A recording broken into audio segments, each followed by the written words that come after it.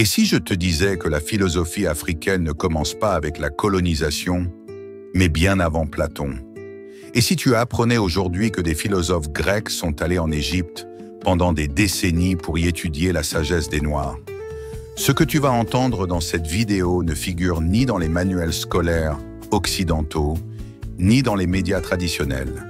Bienvenue sur Histoire and Motivation, la chaîne qui dépoussière l'histoire, réveille les consciences et rétablit la vérité sur les racines intellectuelles de l'Afrique. Aujourd'hui, on plonge dans un sujet explosif, la philosophie africaine. Pas une pensée tribale ou folklorique, comme certains l'ont longtemps prétendu, mais une tradition intellectuelle millénaire, cohérente, rigoureuse et spirituellement puissante. Et tu vas voir comment certains grands noms de la philosophie occidentale ont puisé leur savoir sur le sol africain, sans jamais rendre hommage à ses sources. L'histoire de la philosophie telle qu'on nous l'a enseignée commence généralement en Grèce, avec Socrate, Platon, Aristote. Pourtant, cette version eurocentrée omet une réalité essentielle. Bien avant les écoles d'Athènes, les terres noires de l'Égypte pharaonique, Kemet, foisonnèrent de concepts philosophiques, de systèmes éducatifs structurés, de débats spirituels et politiques. Les temples de Kemet n'étaient pas de simples lieux de culte, mais de véritables universités avant la lettre, où des prêtres scribes, mathématiciens, astronomes, médecins et philosophes formaient des élites capables de raisonner sur le cosmos, la justice, la nature de l'homme, la vie après la mort. L'un des concepts fondateurs de cette pensée est Maat, souvent représenté sous les traits d'une femme ailée portant une plume d'autruche. Mais Maat est bien plus qu'une divinité. Elle incarne l'ordre universel, la justice, la vérité, la mesure, l'équilibre cosmique et social. Vivre selon Maat, c'était pratiquer une philosophie active et quotidienne, visant à harmoniser l'individu avec l'univers. Cette tradition n'était pas seulement religieuse ou mythique, comme certains l'ont prétendu pour en minimiser la portée. Elle était logique, éthique, politique et métaphysique. Par exemple, les textes des mythes enseignements de Ptahhotep, datant d'environ 2400 avant Jésus-Christ, présentent des maximes sur la maîtrise de soi, la parole mesurée, le respect de l'autorité morale, la justice sociale. Ce sont des éléments typiques d'une philosophie pratique, comparable aux stoïciens grecs, mais antérieurs de plus de 2000 ans. Les Grecs eux-mêmes reconnaissaient la dette qu'ils avaient envers l'Égypte. Hérodote, souvent surnommé le père de l'histoire, écrit dans ses histoires que les Grecs ont emprunté beaucoup de choses aux Égyptiens, notamment dans le domaine des rites religieux, de la géométrie et de la médecine. Platon dans Timée admet que l'Égypte est une civilisation plus ancienne que la Grèce et que leurs prêtres détenaient des savoirs anciens que les Grecs n'avaient pas. Mais l'exemple le plus frappant reste Pythagore, souvent glorifié comme le père de la mathématique occidentale. Selon plusieurs sources, dont Jamblique, philosophe néoplatonicien, Pythagore aurait étudié pendant 22 ans en Égypte, notamment à Héliopolis, Memphis et Thèbes. Il y aurait appris la musique, les mathématiques, l'astronomie et la doctrine de la transmigration des âmes, qu'il intègre ensuite dans sa pensée comme s'il en était l'auteur original. D'autres philosophes grecs ont suivi ce même chemin. Thalès de Milet, premier penseur présocratique, serait lui aussi allé en Égypte pour y étudier la géométrie sacrée. Anaximandre, Démocrite, Platon lui-même. Tous reconnaissaient l'Égypte comme source ancienne de sagesse, de logique et de cosmologie. Pourquoi cette histoire est-elle si peu racontée?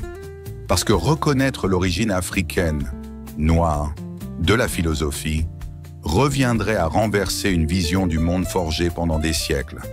Une vision selon laquelle la pensée rationnelle serait née en Europe, tandis que l'Afrique serait restée dans l'émotion, la magie ou l'instinct. C'est ce mensonge qu'ont dénoncé au XXe siècle de grands intellectuels comme Cheikh Anta Diop, et Théophile Obenga, qui ont retracé la continuité culturelle, linguistique et philosophique de Kemet à l'Afrique subsaharienne. Obenga, dans ses travaux, souligne que l'écriture égyptienne, les structures de pensée et même certaines croyances métaphysiques se retrouvent dans les langues africaines modernes, comme le lingala, le wolof ou le yoruba. Ce n'est donc pas une rupture, mais une filiation historique entre Kemet et les civilisations africaines ultérieures. En ignorant cette réalité, l'Occident n'a pas simplement volé une histoire. Il a effacé des siècles de contributions intellectuelles africaines, transformant l'Afrique en objet d'étude au lieu de la reconnaître comme sujet de la pensée humaine. Aujourd'hui encore, la plupart des manuels de philosophie n'évoquent ni Ptahhotep, ni Mahat, ni les dialogues spirituels de l'Afrique ancienne. Pourtant, les éléments d'une philosophie complète étaient de là. Une éthique de vie, une logique sociale, une métaphysique de l'âme, une cosmologie et une anthropologie. Il est temps de rétablir cette vérité historique. Et toi qui regardes cette vidéo, tu fais déjà partie de ce réveil.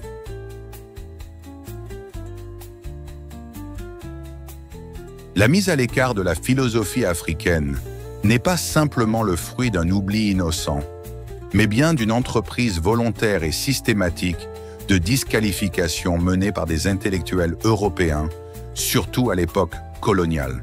Cette exclusion relève d'une violence épistémologique.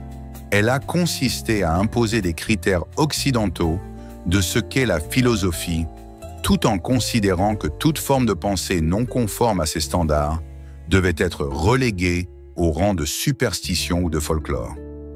Dès le XIXe siècle, les anthropologues et missionnaires européens ont diffusé l'idée que les Africains étaient primitifs, prélogiques ou encore incapables d'abstraction. Des penseurs comme Georg Wilhelm Friedrich Hegel, dans son cours sur la philosophie de l'histoire, affirmaient sans gêne « L'Afrique n'a pas de place dans l'histoire du monde ». Pour Hegel, les Africains vivaient en dehors de l'histoire, dans une nature brute, sans esprit de développement. Ces déclarations ont eu des conséquences durables.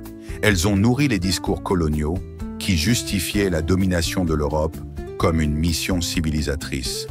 Plus tard, Lucien Lévy-Bruhl, dans son étude des peuples primitifs, parlait d'une mentalité prélogique caractéristique des Africains, les opposant aux Européens rationnels. Il affirmait que l'Africain ne raisonne pas, il participe. Cette vision réductrice a été dénoncée plus tard, mais elle a profondément ancré le stéréotype selon lequel la pensée africaine ne pouvait pas être philosophique, au sens platonicien du terme. Puis vient Placide Tempel avec la philosophie bantoue, 1945, souvent citée comme une tentative de réhabilitation, mais qui, en réalité, impose un cadre chrétien et paternaliste à la pensée africaine.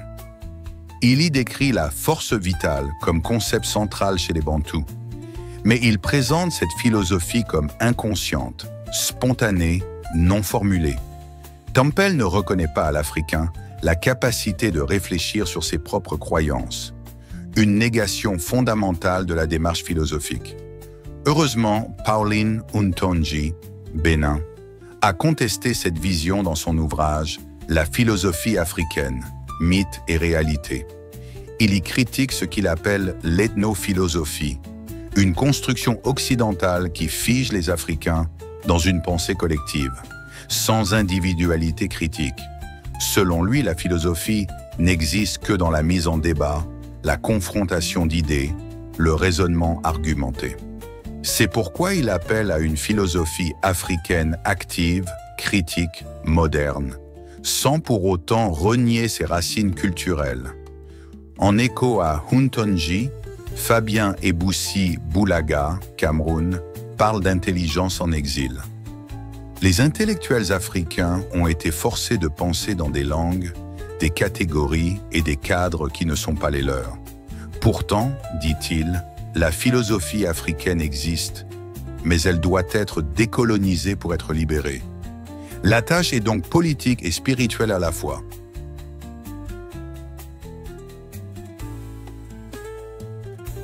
Face à ces siècles de négation, les philosophes africains n'ont pas seulement répondu, ils ont construit. Ils ont entrepris une réhabilitation intellectuelle radicale des traditions de pensée africaines, en montrant que la philosophie ne commence ni avec Socrate ni avec Descartes, mais qu'elle a aussi pris racine dans les temples de Kemet, les forêts du Congo, les savanes du Mali et les montagnes d'Éthiopie. Cheikh Anta Diop a été le pionnier dans ce domaine. Dans Nation nègre et culture et civilisation ou barbarie, il démontre avec des preuves linguistiques, archéologiques et historiques que l'Égypte antique était noire et africaine et que sa culture a influencé la Grèce antique. Il révèle que Pythagore, Thalès, Platon et d'autres grands noms de la philosophie grecque avaient étudié en Égypte. D'après les récits anciens, Pythagore y serait resté plus de 20 ans, où il aurait appris les mathématiques sacrées, la cosmologie et la loi de la transmigration des âmes, notion centrale du pythagorisme, mais empruntée à l'Égypte. Même Platon, dans Timée et Critias, reconnaît l'antériorité des Égyptiens en matière de connaissances cosmiques et morales. Et Aristote, bien qu'européen et élève de Platon, parlait avec respect de la sagesse africaine, bien qu'il n'ait jamais voulu lui accorder un statut équivalent à celle des Grecs. On voit ici que les Grecs eux-mêmes reconnaissaient la dette qu'ils avaient envers les Africains, même si l'histoire officielle s'est bien gardée de la raconter. Théophile Obenga, dans la philosophie africaine de la période pharaonique, démontre que des concepts comme Maat, la vérité, la justice, l'ordre cosmique, ou le Ka, l'énergie vitale, sont des éléments d'une pensée métaphysique et éthique élaborée, comparables aux réflexions grecques ou indiennes. Il explique que la logique égyptienne reposait sur l'harmonie et la complémentarité et non sur l'opposition binaire comme chez Aristote. D'autres penseurs comme Kwasi Wiredu, Ghana, ont réfléchi sur comment adapter des concepts africains traditionnels, comme le consensus, l'Ubuntu, la palabre, aux enjeux modernes de la démocratie, du développement ou de l'éducation. Souleymane Bachir Diagne, quant à lui, a brillamment lié la philosophie islamique d'Afrique de l'Ouest aux grandes traditions soufis et aux savoirs oro-wolofs, en montrant que la pensée africaine est multidimensionnelle, entre oralité et écriture, entre spiritualité et critique. En somme, la philosophie africaine n'est pas une survivance, c'est une force vivante. Elle est enracinée dans les civilisations anciennes, nourrie par la tradition orale, enrichie par la confrontation avec la modernité.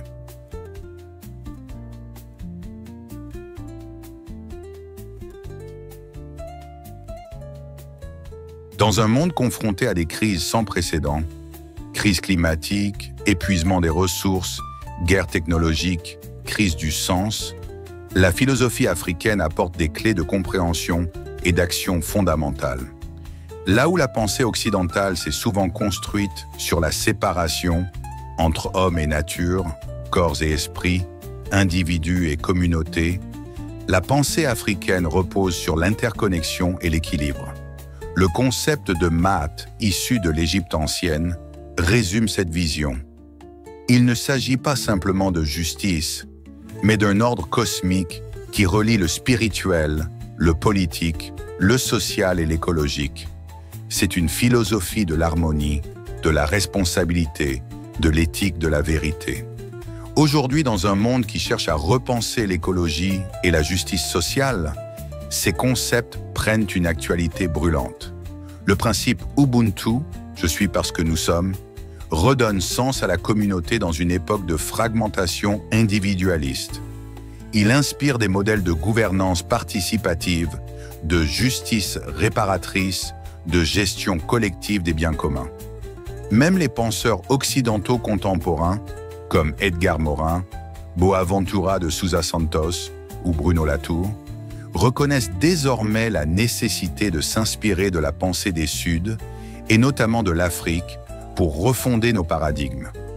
En parallèle, la sagesse africaine traditionnelle, transmise par les griots, les devins, les anciens, les prêtres, n'est pas une simple tradition. Elle est une école de pensée, une pédagogie du réel, une épistémologie holistique. Elle enseigne l'écoute, la mémoire, la parole vraie, la réconciliation. Elle fait le lien entre l'intelligence du cœur et celle de l'esprit. Enfin, dans un monde dominé par la technologie, la productivité et l'intelligence artificielle, la pensée africaine rappelle que l'humain ne peut se réduire à ses fonctions mécaniques. Elle nous invite à restaurer le sacré, le mystère, le respect de la vie. Ce n'est pas un retour en arrière, mais une vision d'avenir.